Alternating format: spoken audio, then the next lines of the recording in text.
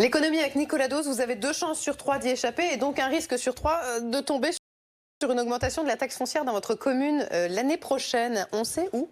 On sait qu'il y a 12 000 villes, voilà, on n'a pas la liste bien sûr, 12 000 villes, un tiers des communes de France qui va augmenter la taxe foncière. C'est ce qui ressort d'une enquête qui a été menée auprès des intercommunalités et des villes de France par l'AMF, l'Association des maires de France, qui parle de hausse qui irait de 2 à 3%. Pourquoi cette hausse, Nicolas ?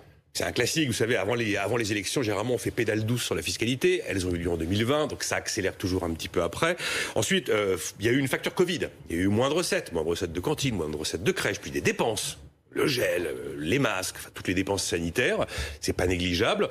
Ensuite, vous savez, le gouvernement avait promis de compenser euro pour euro la suppression, la quasi-totalité de la suppression de la taxe d'habitation. Ça n'a pas toujours été le cas.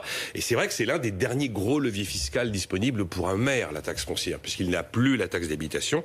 Et puis il y a aussi l'histoire de la revalorisation des valeurs locatives, qui est en cours, qui impacte la taxe foncière, mais c'est pas les villes qui décident ça, c'est l'État qui décide les revalorisations locatives. Et à ce moment-là, ça va impacter la taxe foncière sans que la municipalité ne soit finalement responsable de cet effet. En fait, il faut comprendre que la disparition de la taxe d'habitation, elle va bien être compensée d'une façon ou d'une autre. On va la payer quand même. Un peu, c'est vrai. Voilà. Vous savez, c'est un peu le syndrome Lavoisier. Hein. Rien ne se perd, tout se transforme dans le matière de fiscalité.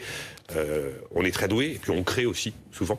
On peut, si on grossit le trait, considérer que cette taxe d'habitation qui était payée par 100% des Français, eh bien, elle va en partie retomber sur les 60% des habitants qui payent la taxe foncière. En plus, il y a une petite incohérence dans cette histoire de taxe foncière qui est pénalisante. Alors, on nous incite tous à rénover nos logements. Oui, mais un logement qui a été embelli, un logement qui a été amélioré, et un logement qui, derrière, voit sa taxe foncière augmenter, ce qui est un peu contre-intuitif par rapport au but recherché.